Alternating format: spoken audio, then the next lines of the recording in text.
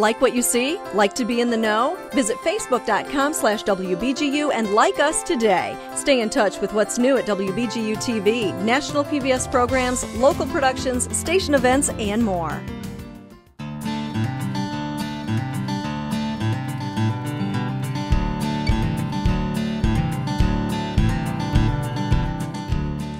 Farmer Lee Jones from the Chef's Garden. We're in Huron, Ohio. My name is Carl Swanbeck. I'm the executive chef at the Culinary Vegetable Institute. And I'm also the product manager for the Chef's Garden for the field products. We work directly with chefs that are committed to sustainable agriculture. We have about 500 visiting chefs a year here on the farm. They drive our business. We're called the Chef's Garden because chefs dictate what we grow and how we grow and the way we do things. We're extremely excited to have a chef on the grounds this morning. He's coming in from New York City, from the Ritz-Carlton, and we're going to walk the fields and the greenhouses, and we're going to taste product and look at product, and we're going to learn from each other. My name is Shay Fitzgerald. I'm a chef at the Ritz-Carlton Battery Park. I'm here doing some research at Chef's Gardens for my new restaurant opened up in Staten Island, New York, called the Pink Elephant.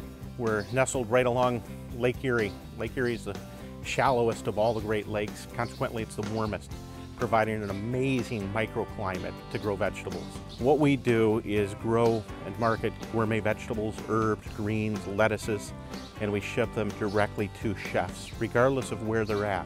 I've been using Chef's Garden now for at least 4 years. I can look at places upstate New York and stuff, but I like to find the attention to quality and the attention to details and the knowledge about the products that they have here, and the customer service is really good. Our philosophy of farming is sustainable agriculture.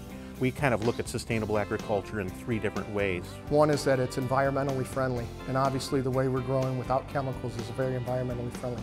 Another one's that it's socially responsible. But the third leg of that, the part that I think is the most difficult, and the one that nobody really likes to talk about, is that it has to be economically viable. We have to be able to stay in business to be sustainable.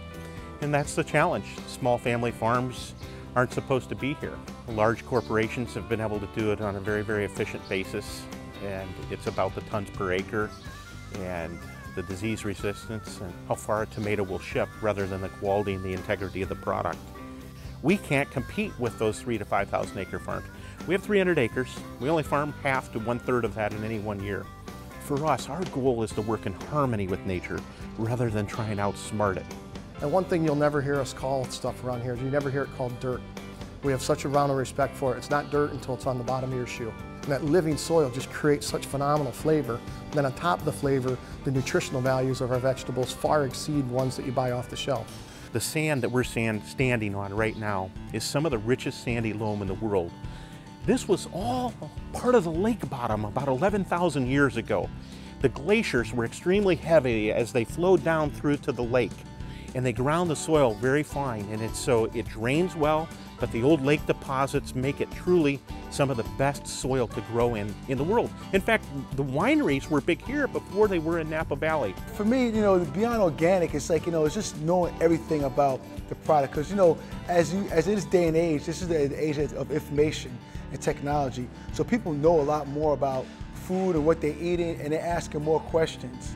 I have to be prepared to answer those questions. Where you get your fish from, where your beef from. They want to know if it's local or if it's imported. Some people have that concern nowadays. I think that we're, as a society, recognizing, finally, the importance of where ingredients come from, how they're being grown, that it's important to know who grew them, that there was somebody conscientious on this end taking care and doing the right thing to grow these in a sustainable fashion. I'm like a little kid when you plant a seed and you actually get to see it grow and get to see it come to maturity. It has never worn off on me how amazing that is. I love when people ask me what my favorite vegetable is, and it totally depends on what the season is. We're really concerned about seasonal sensitivity. Because you can eat a tomato 12 months a year doesn't necessarily mean that you should. Look, when asparagus is in season, we ought to have it 3 times a day. And then when it's out of season, we should lust for it for 10 more months. But there's such a natural rhythm. We'll follow the seasons. When the asparagus comes out, the beans come in and the squash come in, and then the sweet corn and the carrots and the beets.